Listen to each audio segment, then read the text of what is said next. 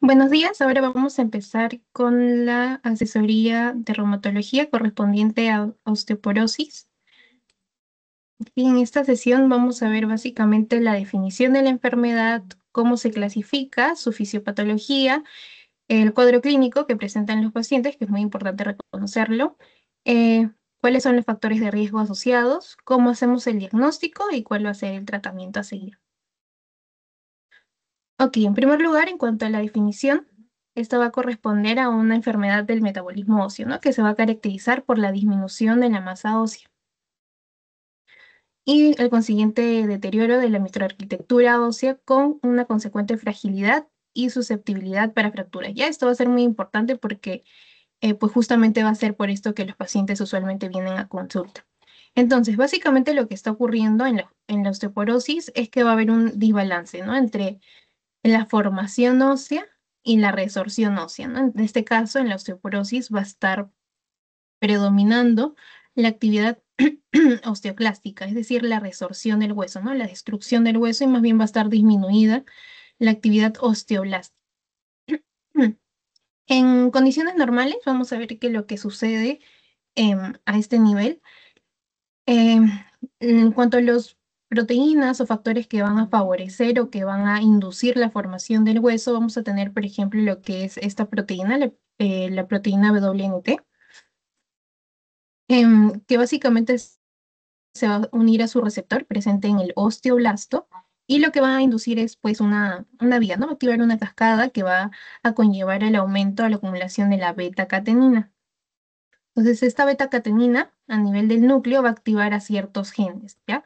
Estos genes lo que van a hacer es que van a actuar en el hueso, aumentando la formación ósea, o sea, van a estimular a los osteoblastos para que estos aumenten pues la formación del hueso. Entonces, eso en cuanto a este factor. Y por el contrario, también vamos a tener otras proteínas que están ejerciendo un rol distinto, ¿no? Por ejemplo, en este caso, la esclerostina, en la cual más bien va a estar bloqueando a este correceptor de la proteína WNT. Entonces está bloqueando a este correceptor. Entonces no va a dejar que esta proteína pues ejerza su función, entonces por ende va a disminuir la formación ósea. En cuanto a la esclerostina es eso. Y también uno probablemente de los actores más importantes en cuanto a esta enfermedad o en cuanto al metabolismo óseo va a ser el rank ligando, ¿no? El rank ligando, ¿dónde se va a encontrar? En el osteoblasto, pero va a tener su receptor, ¿dónde? En el osteoclasto, y en el precursor del osteoclasto. Entonces, cuando este rank ligando se une a su receptor, va a activar a este precursor de osteoclasto, va a conllevar a que este madure, se convierte en un osteoclasto maduro y pues ya lleva a cabo su función, ¿no? De la resorción ósea, es decir, de la destrucción del hueso. Entonces, en la osteoporosis, pues vamos a tener que va a haber una actividad aumentada de quienes, en este caso, del rangligando y de la esclerostina, ¿no? Porque va a estar predominando lo que es la resorción ósea. Y es por eso también que vamos a ver después, en cuanto lleguemos al tratamiento, que estos van a ser como targets farmacológicos de algunos medicamentos que se usan en la osteoporosis, ¿no? Tanto la esclerostina como el rangligando. Ahora, ¿cómo es que vamos a clasificar la osteoporosis? La vamos a clasificar en primaria y secundaria. Primaria, acá se encuentran la mayoría de pacientes, ¿no? En cuanto a las mujeres, el 95% de mujeres con osteoporosis va a estar en este grupo. ¿Y a quién va a corresponder? A mujeres postmenopáusicas. Y en cuanto a hombres, con osteoporosis, el 70-80% de hombres va a estar en este grupo. ¿Y qué van a hacer? Van a ser hombres, pues, de una edad avanzada, ¿no? En cuanto a las mujeres, ¿por qué? ¿Por qué las mujeres posmenopáusicas? ¿Por qué no una mujer joven? Bueno, porque usualmente en cuanto a las mujeres jóvenes vamos a tener, por así decirlo, un factor protector que vendrían a ser los estrógenos, ¿ya? Los estrógenos lo que van a estar haciendo es van a estar aumentando la formación ósea, o sea, aumentando la actividad osteoblástica y por el contrario van a estar inhibiendo la actividad de los osteoclastos, ¿no? La resorción ósea. Entonces, cuando ya una mujer entra a la menopausia, cuando ya se encuentra en su posmenopausia, pues vamos a tener una caída de estos estrógenos. entonces vamos a tener los efectos contrarios, ¿no? Vamos a ver que hay un aumento, un incremento de la actividad osteoclástica, por ende va a haber una mayor resorción ósea, lo que finalmente nos va a llevar pues a una disminución en la densidad ósea, ¿no? Una disminución en nuestra masa ósea. Es por eso básicamente. Y en cuanto a la clasificación secundaria, pues como su propio nombre lo dice, va a ser secundaria a algo, ¿no? Ya sea secundario a fármacos o a una enfermedad o alguna otra causa. Y acá pues está el resto de mujeres, el 5% restante de mujeres y el 20% restante de los hombres. Y también va a haber una tercera clasificación, que es menos común, que va a ser la osteoporosis idiopática, ¿no? Es decir, aquella osteoporosis en la que no sabemos la causa. ¿Dónde se va a presentar? En niños y adultos jóvenes, quienes tienen una función gonadal aparentemente normal, ¿no? Entonces, en este caso no se sabe bien cuál es la causa. Ok, ahora, en cuanto a la sintomatología, los pacientes usualmente van a ser asintomáticos, ¿sí? No van a presentar un síntoma en específico. ¿Cuándo es que ellos empiezan a presentar dolor? Pues cuando ya sufren de alguna fractura, fracturas por fragilidad que están bastante asociadas a esta enfermedad, ¿no? Es que cuando sufren la fractura es que ya empiezan a presentar pues los síntomas agudos, ¿no? Entonces, básicamente la sintomatología va a estar ligada a cuando ya suceda la fractura, ¿ok? Porque usualmente va a ser asintomático. En cuanto a factores de riesgo, vamos a tener los no modificables y los modificables. En cuanto a los no modificables, pues va a ser mujer o tener una edad avanzada, una mujer menopáusica, ¿ok? Posmenopáusica. También tener una talla baja, la raza y también una historia familiar de fracturas de cadera. Y en cuanto a factores de riesgo modificables, vamos a encontrar en lo que son las hormonas, los fármacos, el fumar, la ingesta de alcohol, también un bajo IMC, algunas comorbilidades y también presentar historia de caídas. Nos vamos a enfocar sobre todo en lo que son los fármacos y las comorbilidades. Em, en cuanto a comorbilidades, por ejemplo, acá vamos a tener un cuadrito. Son bastantes enfermedades las que van a estar relacionadas a la osteoporosis, ¿no? A ver, sobre todo las más importantes van a ser las enfermedades endocrinas, como el hipogonadismo, el hipertiroidismo. También vamos a tener los estados de deficiencia, ¿no? Una deficiencia de vitamina D, también malnutrición o un excesivo pérdida de peso, ¿no? Un IMC muy bajo.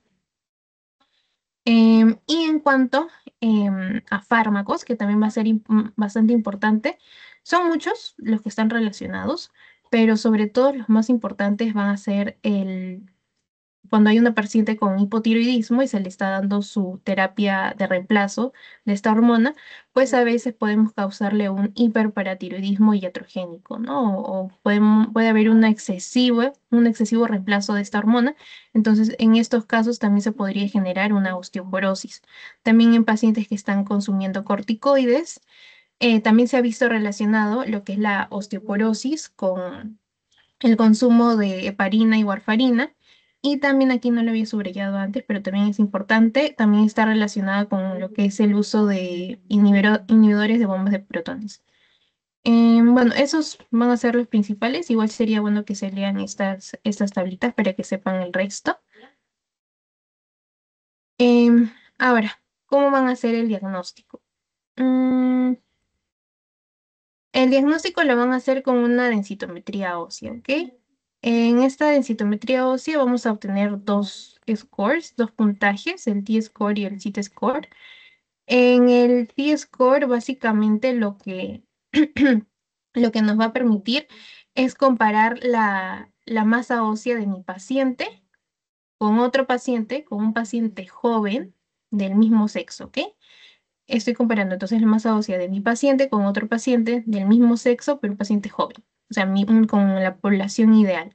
Mientras que en el CIT-score comparo la masa ósea de mi paciente con la masa ósea de otro paciente que tengan la misma edad y el mismo sexo. Entonces, el CIT-score no me va a permitir hacer el diagnóstico de la osteoporosis, ¿no? Lo que sí me va a permitir es decir si es que mi paciente tiene una masa ósea adecuada para su edad o si es que esta está disminuida para su edad. Pero con esta no hago el diagnóstico de osteoporosis. La que sí me permite hacer el diagnóstico va a ser el T-score, entonces ese es el que a nosotros nos importa saber. ¿Qué resultados voy a tener con el T-score? Aquí voy a tener estos resultados. Si es que mi T-score es mayor o igual a -1, entonces voy a decir que tengo una masa ósea normal, ¿no? Va a ser la adecuada. Si es que en mi T-score más bien tengo un resultado de entre -1 a -2.5, mayor a -2.5, ojo, no está incluyendo acá al -2.5. Entonces voy a poder decir que hay una osteopenia, ¿no? Es decir, ya hay una disminución de la masa ósea. Si es que mi puntaje es menor o igual a -2.5, entonces ahí sí ya podemos estar hablando de una osteoporosis. Y si es que tengo una puntuación menor o igual a -2.5 más una fractura por fragilidad, entonces en ese caso ya estamos hablando de una osteoporosis severa. Ahora, ¿en qué lugares voy a hacer esta densitometría ósea, ¿no? Porque no lo puedo hacer donde yo quiera, ¿no? No puedo hacerlo, por ejemplo, en mi rodilla o en mi mano o en mi cabeza, qué sé yo. Entonces, voy a tener lugares específicos que van a ser el cuello femoral y la cadera y la columna lumbar, ¿ok? Sobre todo estas dos es donde yo voy a hacer la densitometría. Si es que por A o B yo no podría realizar el examen en estos dos lugares, entonces podría pasar a un tercer lugar, que sería el antebrazo. Pero sobre todo estos dos primeros. ¿Y por qué? ¿Por qué voy a hacer la densitometría en esos lugares? Pues porque justamente es ahí donde yo voy a soler ver, se suelen ver las fracturas por fragilidad, ¿no? Entonces son los lugares que a mí me interesa conocer y estudiarlos. En- ¿Cuáles van a ser las indicaciones para realizar esta densitometría ósea? ¿A quiénes le voy a realizar? A toda mujer mayor de 65 años, ¿no? Nuestras mujeres posmenopáusicas, y a todo hombre mayores de 70 años, ¿no? Los hombres con edad avanzada. ¿Podría realizarle a alguna mujer menor de esta edad o algún hombre que sea más joven? Sí, en aquellos que presentan factores de riesgo que ya habíamos mencionado antes, ¿no? Una fractura, por ejemplo, aquellos que presentan una fractura por fragilidad, aquellos que ya presentan una historia de caídas importantes y están usando corticoides, ¿no? También habíamos dicho un IMC bajo, aquellos que tengan una alta ingesta de alcohol o que fumen o que tengan otras causas, pues, ¿no? De osteoporosis secundaria, que sufran de alguna otra enfermedad que ya habíamos mencionado antes. Y cuando más también voy a hacer una densitometría, pues en un paciente que ya está con el diagnóstico y que estamos dándole tratamiento, ¿no? En este caso, para ver la efectividad del tratamiento. Ok, ahora, en cuanto a las herramientas diagnósticas, vamos a tener, perdón, otras herramientas diagnósticas. Ya lo que podemos sacarle al paciente es una radiografía de columna. Si es que, por ejemplo, tenemos a una paciente mujer y nos dice que ha disminuido de altura, ¿no? Tiene una pérdida de altura de más de 3 centímetros, o en el caso de los hombres, una pérdida de altura de, perdón, al revés. En el caso de los hombres, una pérdida de altura de más de 3 centímetros y en mujeres una pérdida de altura de más de 4 centímetros, podemos estar sospechando de una fractura en vertebral. En este caso, en la osteoporosis, vamos a ver lo que se conocen como las fracturas por compresión, ¿ok? A nivel vertebral. Y van a dar esta formita como de cuña, la altura de la parte pues, anterior de la vértebra va a disminuir bastante, entonces nos va a dar esta forma como de cuña, ¿ya? Esto va a ser lo que son las fracturas por compresión. Y para eso también podemos hacer lo que es la morfometría vertebral, que justamente es evaluar, pues, ¿no? La altura de las vértebras. ¿Qué otra herramienta podemos utilizar? Podría ser el índice de Frax, que básicamente te va a medir el riesgo de fractura de cadera en 10 años. Básicamente es un cuestionario, ¿no? Entonces el paciente lo va a poder llenar y es sobre todo para esto, ¿no? Para ver cuál va a ser el riesgo de fractura. Fracturas por fragilidad. ¿En qué lugares se van a dar? Los que ya habíamos mencionado, ¿no? Cuello femoral, cadera, cuerpos vertebrales, húmero proximal y muñeca. Otra de las fracturas que también va a ser común encontrar en estos pacientes va ser, por ejemplo, la fractura de coles que se da a nivel del radio distal, ¿no? Cuando los pacientes se caen, a veces colocas la mano, ¿no? Como para amortiguar la caída, entonces muchas veces también van a presentar fracturas a este nivel, ¿no? Que son las fracturas de coles. Em, y ahora, ¿cómo voy a diferenciar? ¿Cómo voy a diferenciar las fracturas de fragilidad por otras fracturas? ¿No? Va a ser importante también que sepan diferenciarlas, porque también es pregunta de examen y porque a la hora de la consulta, pues, ¿no? En cuanto a las fracturas de fragilidad, vamos a tener, por ejemplo, en este caso, el estado del hueso, ¿cómo va a estar? Va a estar débil, va a haber una disminución de la masa ósea, ¿no? Entonces, un ejemplo característico va a ser, pues, el paciente con osteoporosis. ¿Qué carga se le está ejerciendo? Una carga mínima, ¿no? Al hueso. Un ejemplo, la caída de nivel, ¿no? Una paciente que venga, un paciente adulto mayor que venga y que se haya caído mientras caminaba y que presente una fractura en la cadera. Entonces, obviamente eso te está llevando a pensar en una osteoporosis, ¿no? Porque ha sido una caída a nivel en un paciente adulto mayor, pues, ¿no? Ya presenta bastantes factores de riesgo. En cuanto a las fracturas por fatiga, más bien se van a dar, en este caso el estado del hueso va a ser normal y en este caso sí se está dando porque hay una carga excesiva en el hueso, ¿ok? Es por eso que se produce la fractura en este caso. Y en este caso, pues obviamente la población o las circunstancias en las que se está dando va a ser diferente, ¿no? Ya sea un atleta, un corredor, alguien que haya estado pues corriendo, qué sé yo, una maratón, ¿no? Entonces, en este caso nos llevaría a pensar más en una fractura por fatiga. Y hay otra tercera fractura, que es la fractura por insuficiencia. En este caso, el estado del hueso es más bien patológico. Estas fracturas más bien se van a presentar en aquellas enfermedades óseas más agresivas, ¿no? Como por ejemplo la osteomalacia. En este caso no hay ningún tipo de carga cuando se produce la fractura y va a ser normalmente producida donde en el sacro, ¿ya? Va a ser una fractura sacra. Entonces, más bien en una fractura por insuficiencia sería, por ejemplo, una paciente anciana que llega con una fractura de sacro, pero dice que se fracturó mientras estaba sentada, no estaba haciendo nada, ¿no? Y ya tiene qué sé yo, algún otro antecedente de alguna enfermedad ósea bastante agresiva como la osteomalacia, ¿ok? Entonces, en este caso estaríamos hablando de de una fractura por insuficiencia. Pero lo más importante es que sepan acá es que la fractura por fragilidad se va a producir ante una carga mínima y un ejemplo típico va a ser una caída de nivel, ¿ok? Acuérdense bien de esto. Mm, Ok, antes de pasar al tratamiento, vamos a dar un receso de 5 minutos y volvemos, porque ya me parece que falta poco. Ujú, sí.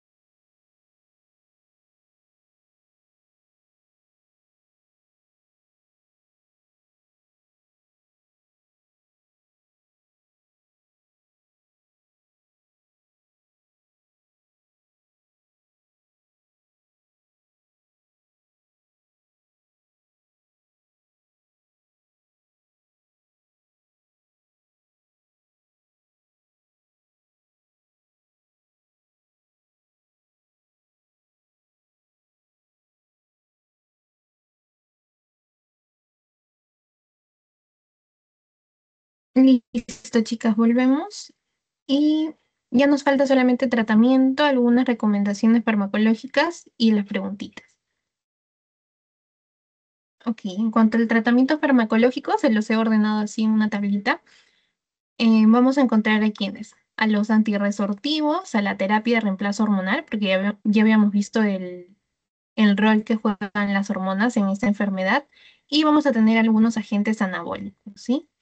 En primer lugar, vamos a destacar que estos dos, tanto los antirresortivos como la terapia de reemplazo hormonal, están inhibiendo la resorción ósea, ¿no? Están ayudando a reducir la resorción ósea, pero no es que estén ayudando a la formación de hueso, ¿no? Al aumento de masa ósea.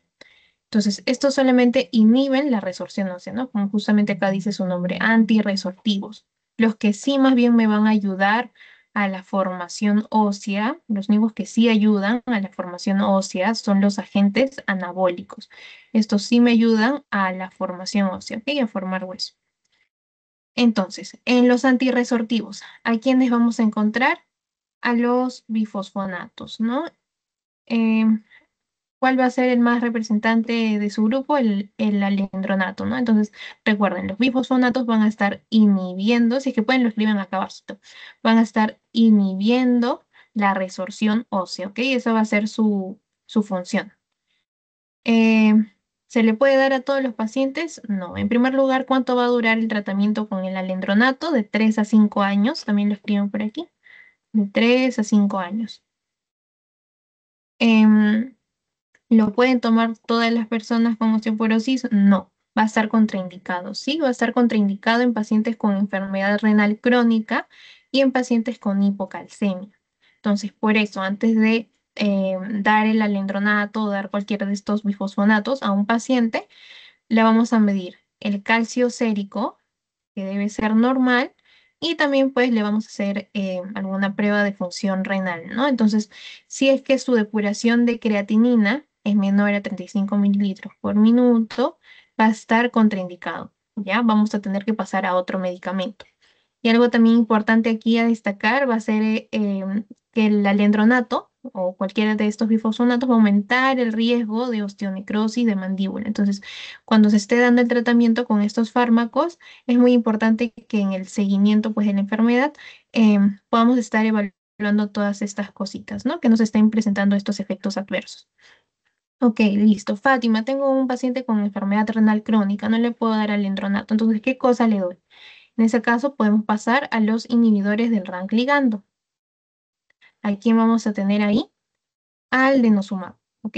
Este sí se puede usar en pacientes con enfermedad renal crónica, pero también van a tener el riesgo de producir alguna hipocalcemia, ¿sí? Pero sí se puede utilizar en pacientes con enfermedad renal crónica. Ahora, la terapia de reemplazo hormonal eh, la vamos a utilizar pues en pacientes con osteoporosis, que sean mujeres posmenopáusicas, ¿no? Vamos a tener lo que son las terapias con estrógenos. Esto sí no se recomienda en más de 10 años de haber iniciado la menopausia, ya que va a haber un cierto riesgo cardiovascular, ¿no? Entonces se recomienda usarlo en una menopausia temprana. Aquí vamos a tener también a los moduladores selectivos de estrógeno. El más representante de aquí, el más representativo va a ser el raloxifeno. Va a reducir, va a inhibir el remodelado óseo y también se ha visto que el raloxifeno, me parece, esto también ha sido pregunta de examen, el raloxifeno reduce la incidencia del cáncer de mama. Entonces, en una paciente con cáncer de mama y con osteoporosis, entonces un fármaco que sería muy adecuado usar sería el raloxifeno. ¿Ok? Y en cuanto a los agentes anabólicos, vamos a tener a los análogos de la paratormona y a los inhibidores de la esclerostina, ¿no? Tanto el RANK ligando como la esclerostina ya habíamos visto anteriormente cómo es que influían pues en la resorción ósea. Entonces vamos a tener en cuanto a los análogos de paratormona a la teriparatide. ¿En cuánto tiempo lo voy a usar? Durante 18 a 24 meses. Y los inhibidores de esclerostina voy a tener al romosumab.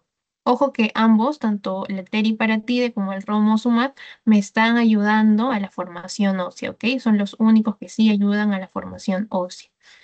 Bueno, el romosumab, además, el romosumab va a tener un doble efecto, ¿ok? Porque me ayuda, aumenta la formación ósea, pero a su vez también disminuye la resorción ósea. Entonces, el romosumab tiene ese doble efecto, ¿no? Me ayuda a la formación de hueso, pero a la vez también me está ayudando a inhibir la resorción de hueso. Bueno, eso creo aquí en tratamiento farmacológico. Ah, se me estaba pasando. Antes de yo iniciar el tratamiento farmacológico, voy a tener también que darle ciertos consejos al paciente, ¿no? Por ejemplo, si es que fuma, pues dejar de fumar, evitar también la ingesta de alcohol, que se asegure una buena alimentación o una buena ingesta de calcio y de vitamina D. Si es que nosotros vemos que la causa de nuestra osteoporosis también está muy relacionada con que hay algún déficit de calcio en el paciente, pues entonces también podríamos mandarle suplementos, ¿no? Y también siempre aumentar lo que es la actividad física, ¿ya? Siempre al pacientito se le va a aumentar se le va a recomendar todo eso, ¿no? Aumentar la ingesta de calcio, de vitamina D, mayor actividad física también. Ya siempre va de la mano con el tratamiento farmacológico que vayan a dar. Ahora, los antirresortivos. ¿Cuánto tiempo dijimos que se usaban? De 3 a 5 años. ¿Puedo aumentar este tratamiento? ¿Puedo prolongarlo? Sí. ¿En qué casos?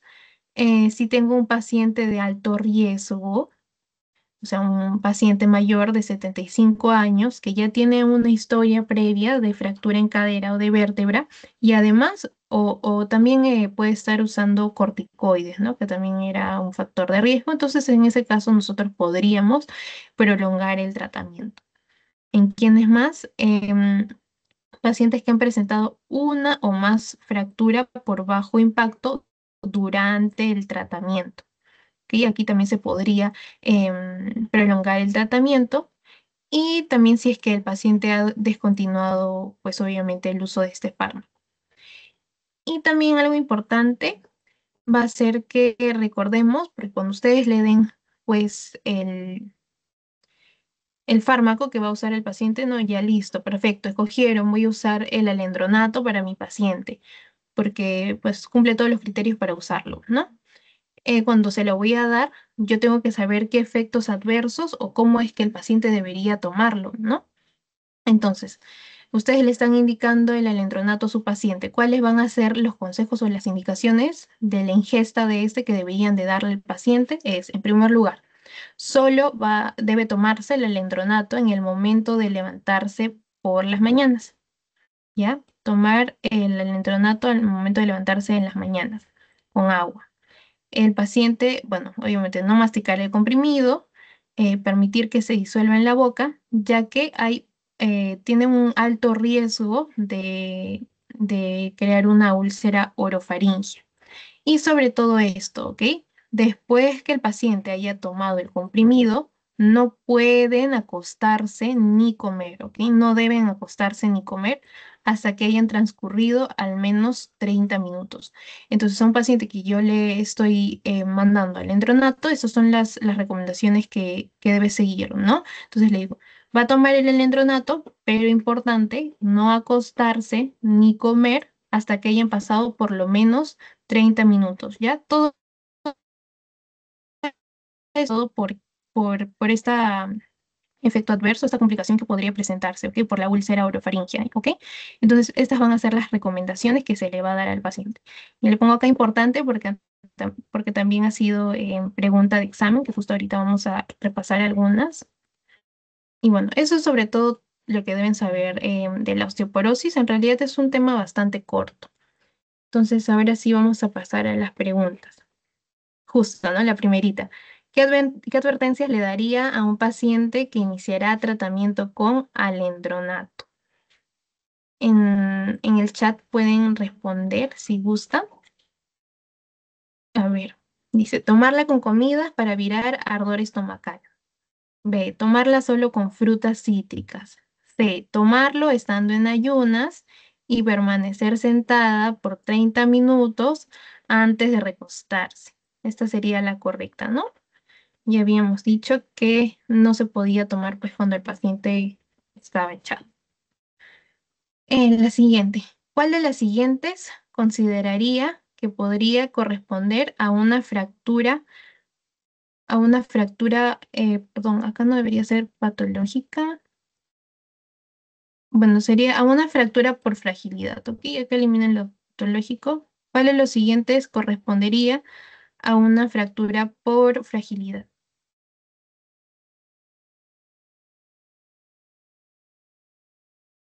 Pueden responder en el chat. A ver.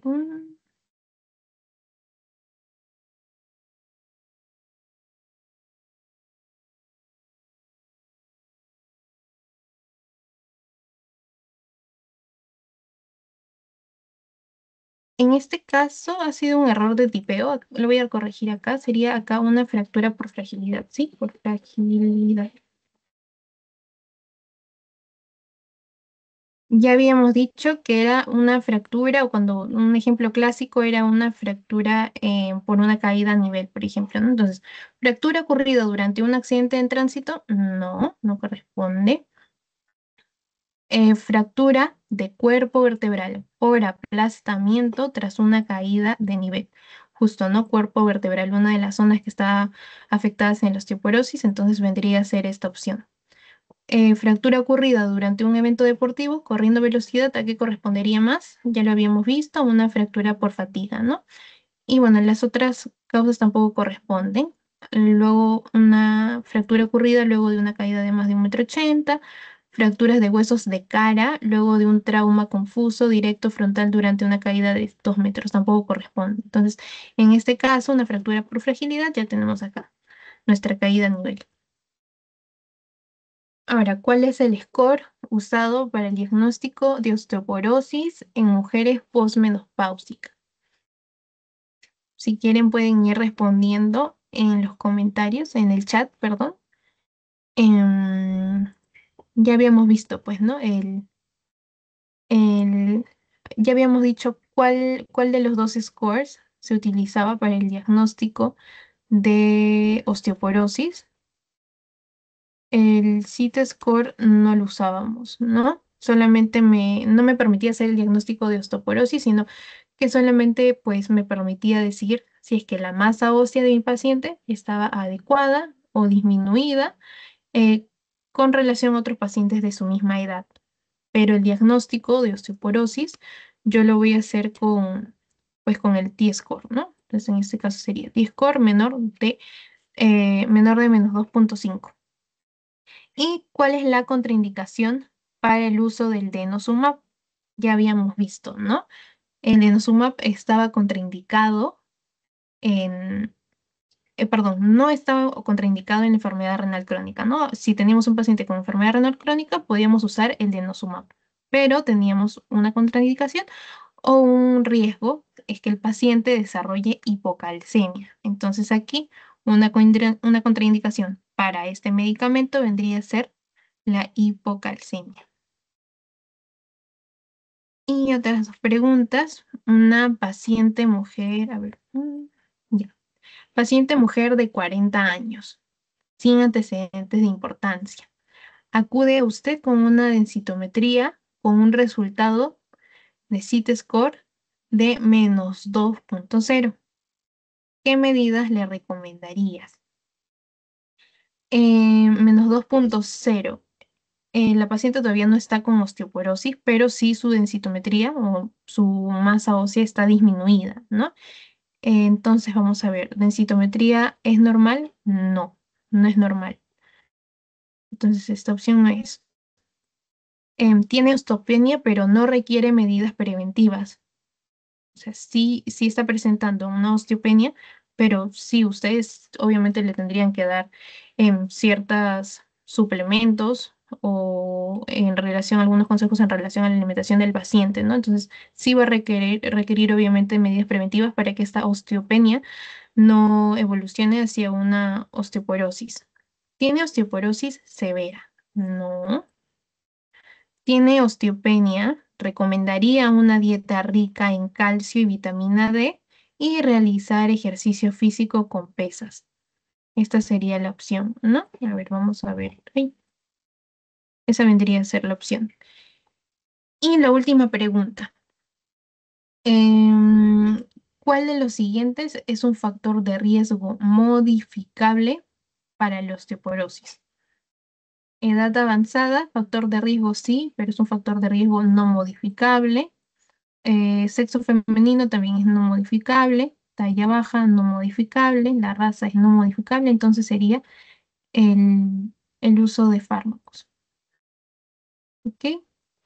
Y esas son todas las preguntas. Esa ha sido toda la clase por hoy. Si es que tienen alguna pregunta, alguna consulta, me la dejan en el chat. Y si ya no hay más dudas, entonces pues ya hemos llegado al final de la clase. Espero que hayan entendido bien y nos vemos en la próxima sesión.